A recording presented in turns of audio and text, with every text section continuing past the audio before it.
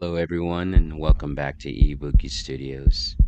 Let's imagine ourselves back in 1956. We turn on the radio. We're getting ready to listen to our favorite broadcast called Suspense. Hope you enjoy.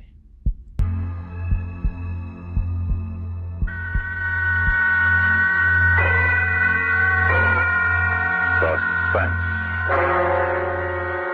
From Hollywood, radio's outstanding theater of thrills, and its producer, the master of mystery and adventure, William N. Robson.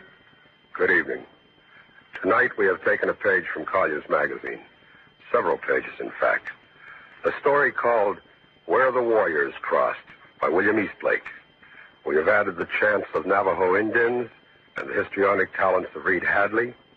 And then, for reasons which are not entirely captious, we have changed the title. But the story is substantially the same, designed to be uneasily remembered long after the next 30 minutes have ended. A story of a tormented mind and a proud tradition. We begin now as Reed Hadley stars in Red Cloud Mesa, a tale well calculated to keep you in Suspense.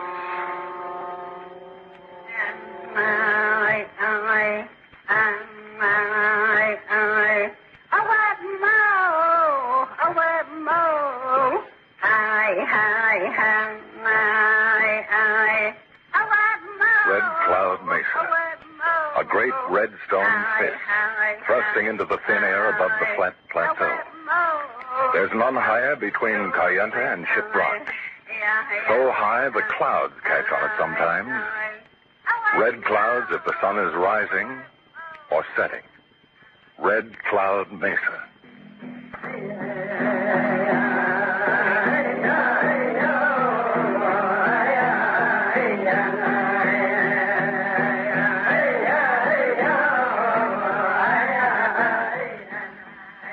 Below the mesa where the wheel tracks snake across the reservation from Gallup is the Red Cloud Trading Post. I'm the trader. One white man amongst thousands of Indians. Lonely? Yeah, sometimes. But I like it. I think of the Navajos as my people. They think of me as their friend. That's the way it's always been with us. I was born here. I grew up here. Today, I nearly died here. I've been expecting you, Four Thumbs. You're my prisoner, Captain. That the same gun you killed the guard with?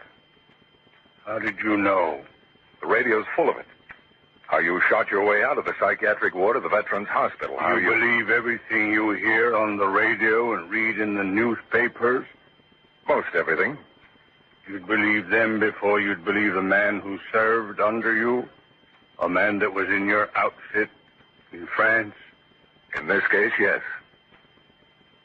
For an Indian, a quiet, padded cell is no place to die. It's no place for anyone to die. Then you won't turn me in, Captain? Can't do anything else. Unless you leave. I've got no place to leave to, Captain. That's why I come here. I counted on you to help me. You always have. Have I? Yes.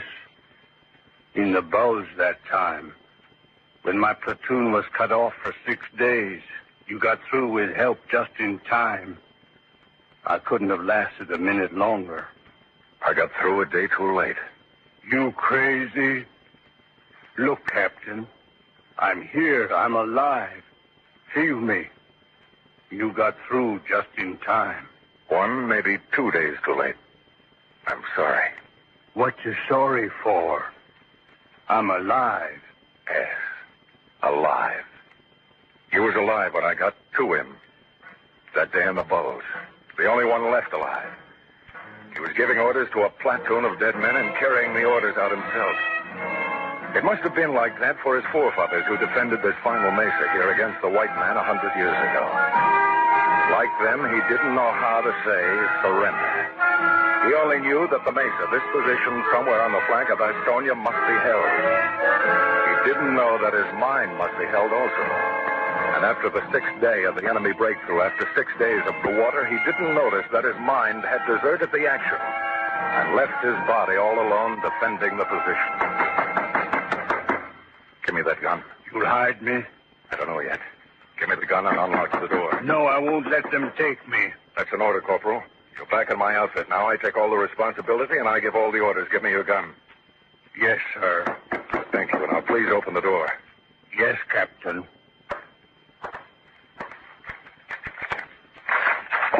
Have you heard the news, Mr. Bowman? What news? That psycho from Window Rock broke out, killed a man, and ditched his car in the Shawili. They figure he's headed this way. I heard. We better be ready. We are ready. Rabbit Stockings, I want you to meet one of us. One of us? One of us, I want you to meet Rabbit Stockings. Yate, one of us. Yate, Rabbit Stockings. If he is headed this way, Mr. Bowman, I could begin to put my knowledge into motion. Rabbit Stockings is referring to the correspondence course he's taking to learn to be an FBI man. I am also taking a course in bodybuilding, pedicure, and diesel engines. Why? Because I don't want to be a dumb Indian all my life. I want to have a white man's diploma in something. I think you're crazy. Would you care to look at my latest men wanted bulletins? No. The truck is coming. Not a diesel. A gasoline-driven truck. I can tell by the sound. Looks like old man McGurry's pickup. Captain. Maybe you'd better let Rabbit Stocking show you his FBI lesson, one of us. Yes, sir. Come then. Because you are Mr. Bowman's friend, I will show you the secret place where I hide my white man's knowledge from the dumb Indians. I still think you're crazy. Go out the back way. Yes, sir. Yeah, it was old man McGurry's pickup, all right. But it carried a passenger I was expecting. State Trooper Arturo Trujillo, who was responsible to the citizens of New Mexico for keeping the peace in 1,000 square miles of Indian and white man's land. He was in old man McGurry's pickup because the state took a dim view of buying him a new front end for his black and white patrol car every time he had to chase an Indian through the backcountry. What is this, George? Oh, hi, Arturo. What's new? We got Indian trouble. Give me a pack of cigarettes and a candy bar. Yeah. There you are. Thanks. I'm supposed to be watching my figure, but they say this is quick energy. How's the wife? Well, she's watching her figure. And McGurry's boy, he's still watching her figure? Not anymore, he ain't. I had a talk with him the other night, out of uniform. Uh-huh. Where are you hiding the Indian? Oh, that's why I pay my taxes, to pay you to find out where they hide. New Mexico don't collect enough taxes for that. We need your help. Don't ask me any questions, Arturo. Just don't ask me any questions. Okay. But don't make me look bad. Ever been in a padded cell, Arturo? Oh, me? You think I'm crazy or something? No, of course not. But take a look out that front window. I've seen the view before. Looking out there, you'd think this Navajo land went on forever. On and on from one blue range of mountains to the next. Can you imagine an Indian born out here dying in a padded cell? Okay, George. Just don't make me look bad. That's all. Promise you won't make me look bad. Promise me you won't try to be a hero? Listen, you got 60,000 Indians on this reservation. Think I want to be a hero with those kind of odds? I like to come home nights in one piece. I don't blame you. You have a very attractive wife. Here, take her some of these candy bars. My compliments. All this time, I never suspected you. Well, you should spend more time at home, Arturo. I know. That's where I'm going now. But first, I got to take a look around. Got to make a report. Don't forget, I got a citizen outside. Old man McGurry. I got to go through the motions. I'll send Yellow Salt for someone to show you around. What can Yellow Salt do? You don't understand these people, Arturo. Yellow Salt is an elder. So he squats on the trading post porch all day while his wife herds the sheep. It is the privilege of an elder. Wish I knew their secret. Maybe I could get an honest day's work out of my wife. I'll be right back.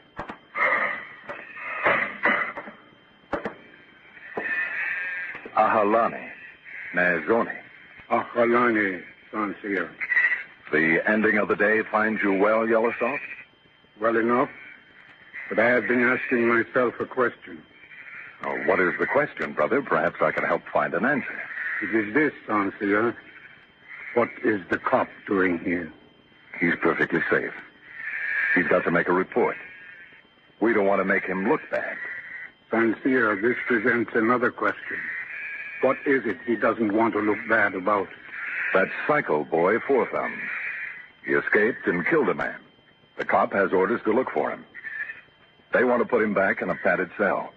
And really, Sansia, what can I do not to help? Why, really not to help. Go find me a boy named One of Us, who is with Rabbit Stockings, so he can show this officer around so that this officer can make out a report and not look so bad that they will send someone else who is thinking in terms of heroic action. Or worse, someone who is sincere. As you say, then, I will do my very best not to help, since this officer is not sincere. You know where Rabbit Stockings hides his white man's lesson. Everybody knows. In that little cave where the petrified tree rolled off the edge of Black Canyon. Everybody knows? Even so, only Rabbit Stockings does not know that everybody knows. So he still has his secret. My thanks go with you, brother. It is an honor to be able not to help the police. Someone will be here to show you around in a few minutes, Arturo. Thanks, George. I just want to look. I don't want to look bad, Don't worry, you won't look bad. I always get the feeling that these Indians of yours don't trust me. That they don't trust sincere people. Are you sincere, Arturo? Huh? I don't get you. Well, the Navajos feel that their nation has been cheated out of almost everything they ever owned by sincere people. I think they have a point there. It looks like you don't trust them. What do you mean? How come you got this carbine leaning against the shipcase? Hey, watch out, it's loaded. But why? I don't know, really. I live with that gun from Red Beach to the Rhine. Sort of became a part of me. I just feel better having it around.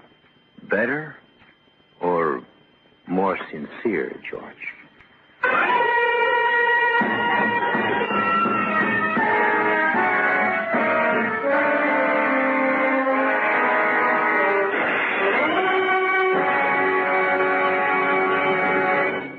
In just a moment, we return to tonight's tale of Suspense, Red Cloud Mesa, starring Reed Hadley. I'd like to say a few words to you servicemen and women who are bed patients in Army, Navy, or Air Force hospitals. There's a good way and a profitable one you can spend your time while you're recuperating. And that's by enrolling for a USFI course. Not only can you take one of more than 340 courses offered by USFI, but the Institute has also prepared a list of some 40 educational manuals covering a variety of subjects, from the mechanics of English and the study of our American government to the management of a poultry farm and the running of a variety store. You'll find any one of the 40 microfilms interesting and of great value to your future. For a uniform education, study with USFI. And now, we continue with Red Cloud Mesa, starring Reed Hadley, a tale well calculated to keep you in suspense.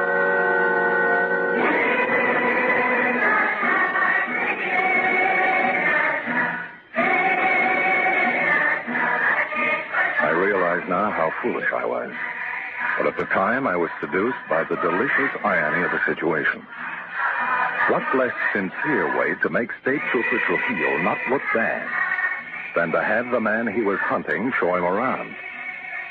I thought I was thinking as a Navajo thinks. I should have realized that this is as impossible as it would be for Rabbit Stockings to think as a white man thinks. It is very dark in here, Rabbit Stockings. It should be. The sun has not warmed this earth for 60 million years. I have a candle somewhere. Here it is. What is this talk of 60 million years? Look about you. The roots of the ancient tree turned to stone. When the tree at last rolled into the canyon, It left this cave where its roots had been for 16 million Where years. did you hear this child's story? Mr. Bowman told me. The Sancia says it is science. See this rock?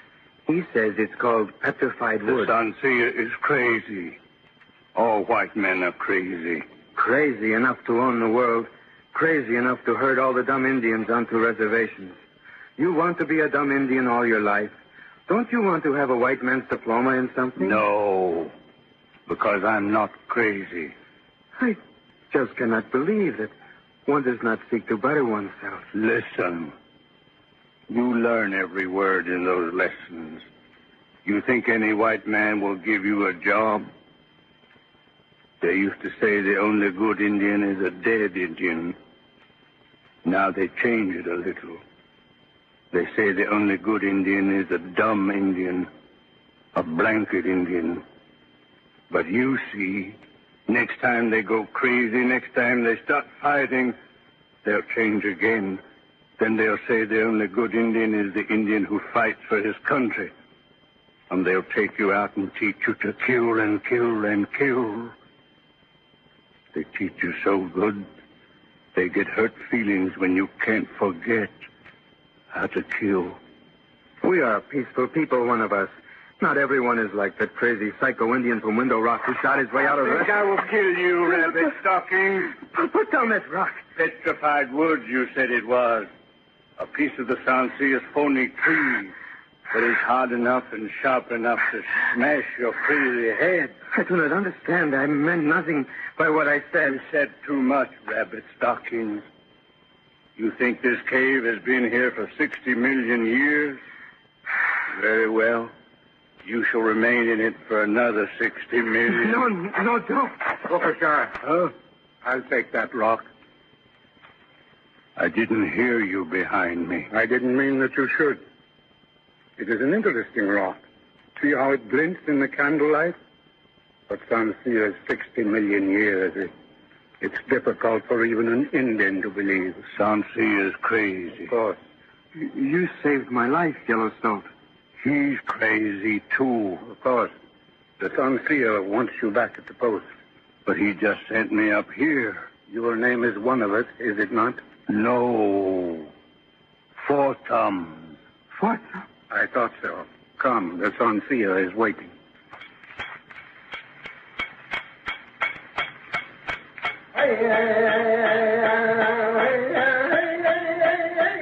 In the back room of the trading post, Ben Yazzie, the silversmith, was singing as he hammered away at a turquoise-studded gatehoe. Then a couple of women wandered into the store, carrying their babies wrapped on cradle boards. Silently, they unlivered the cradle boards and stacked their babies upright against the wall. Silently, they squatted beside them, never taking their eyes from Arturo Trujillo, the uniform symbol of white man's authority. A little later, old man Tornface slipped in without a word, his toothless mouth twisted into a permanent grin by a long-ago kick of a forgotten pony. Then a couple of dirty-faced kids with scraggly, uncombed hair. And they sat there, all of them, wordless. They make me nervous, George. Tell them to get out. They belong here, Arturo. You don't. You're making me look bad in front of them, George. What do you care, just so you don't look bad in front of the white men in Gallup? All right, George. All right. He turned his back on his silent audience, stamped out his cigarette, and began to build a pyramid with the candy bars I had given him for his wife. He worked at his pointless task with such intensity that sweat stood out in the afternoon stubble on his jaw. There was no sound now. It was silent inside the storeroom, silent as death. Outside, silence too, save for the Albuquerque plane far off. And closer, a fly buzzing on the screen door. The pyramid was finished, all but the capstone. Arturo carefully raised the final candy bar. Hey, what's the big idea? You made me wreck it. You're crazy. What did you say? I said you're crazy. Want to make something of it? I was just having some fun. Arturo, this is one of us. He'll show you around. Don't bother. I guess I've been here long enough to make a report. Old man McGurry's getting impatient. Anything you say, Arturo? Don't forget what you promised, George. Oh, I won't, Arturo. What did you promise, Ancia? You double-crossed me? No, one of us. I promised him that you would not get caught by somebody else in his territory. And that you would always be a good soldier and not cause any more trouble so you would not die in a padded cell. Why did you send for me to show him around? If you showed him around, then he could not find you hiding, could he? No, Captain. You will go back now to Rabbit Stockings Cave. You will stay there until it is safe for you to take a hogun. Yes, Captain. Say, George, I forgot. Hey, you crazy Indian, put down the... Hold on. Cease fire! George! He only come back for the candy. Four Thumbs stood at attention, eyes straight ahead. State Trooper Trujillo lay in the doorway, one boot holding the screen ajar. Lay very still. A buzzing fly eagerly circled a trickle of blood that oozed across the floor. One of the babies wailed in fright, and the chant began. The chant of the enemy way. The chant that would protect the people from molestation by the ghost of this foreigner. I think you and I had better go up on the mesa, Corporal. Yes, Captain. But... Yes? Beg pardon, sir, but I thought I was to go back to the cave. A new situation has developed since then. It is necessary to change the orders. Yes, sir. Forward. Oh!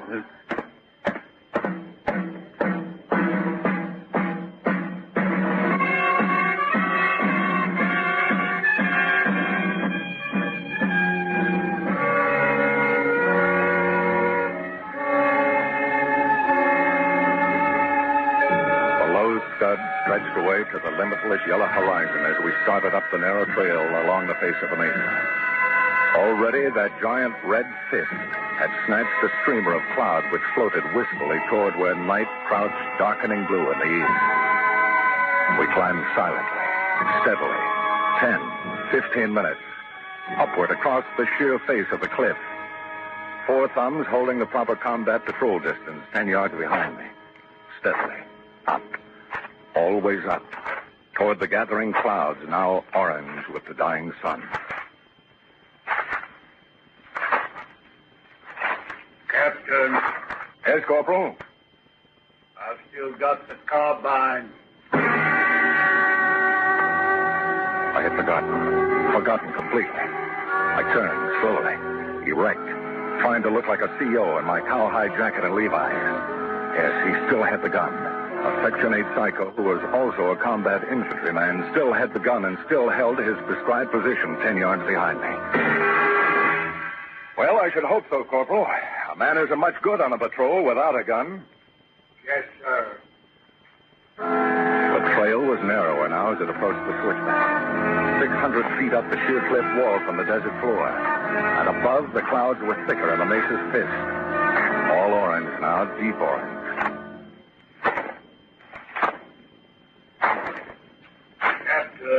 Yes, Corporal? Ever hear of an officer being shot in the back by one of his own men?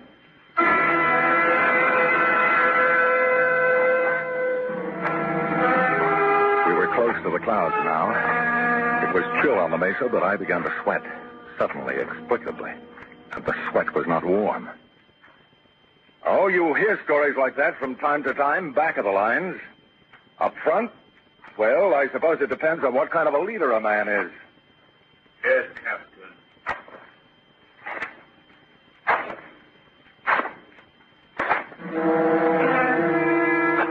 We were clambering over boulders now. The great rocks that Four Thumbs' forefathers had rolled down from the mesa top, thinking to keep the white man away forever.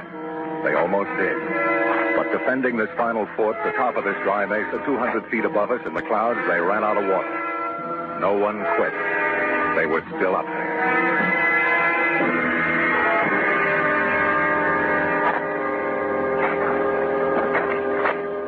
And then we were at the switchback.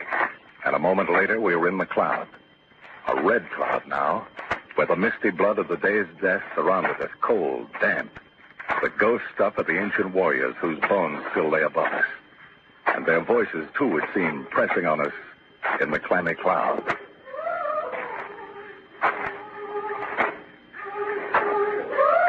All right, take 5, Corporal. Yes, sir. I stopped and leaned back against the cliff wall. The trail was only a foot wide here, out beyond the red mist. I waited, and only knew his coming by the sound of his footfalls until all at once he materialized beside me. He leaned back, too, careful to keep the carbine on his right side, the side away from me. I heard plenty of stories like that overseas, Captain. Oh, I dare say it's happened. More than once. Any leader takes a chance. That's one of the risks of leadership. In combat, when a man's head races with blood, when it's kill or be killed, sure, it'll happen, but... But what, sir? Well, when a soldier comes back out of the lines, when a soldier is back in the rear area and safe and begins to kill his own outfit, and there's nothing anyone can do to help him. Help? That's what I said. No longer any help for him. Then it's up to the soldier himself, if he isn't crazy, to figure out a way of saving the outfit he's destroying. Yes, sir. We're cut off completely up here, Corporal. You can do anything you want with the rest of the outfit. You've got the gun. Yes, Captain.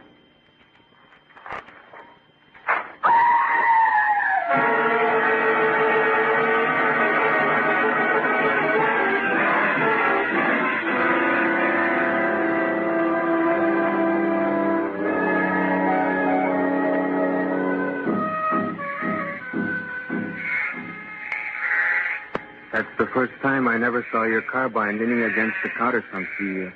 And you never will again, Rabbit Stockings. I'd expect that dumb Indian to bury a man's weapon with him, but not a white man. It was a valuable gun. My people believe a man is more valuable. And we respect your ancient customs. Thank you. And thank your people. It must have been quite a climb, carrying his body all the way to the top of the mesa. That's where he belonged. Up there with the other warriors.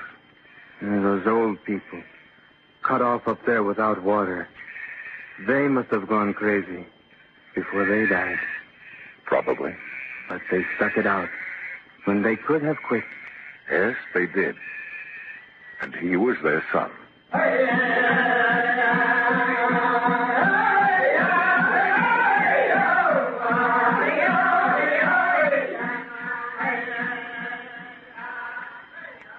Suspense. In which Reed Hadley starred in Red Cloud Mesa. Listen. Listen to Suspense when we return with Miss Sarah Churchill in Charles Dickens' tale of terror, The Signalman. A story well calculated to keep you in suspense. Suspense is produced and directed in Hollywood by William N. Robson. Red Cloud Mesa was adapted by Mr. Robson from the Collier's magazine story, Where the Warriors Crossed by William Eastlake.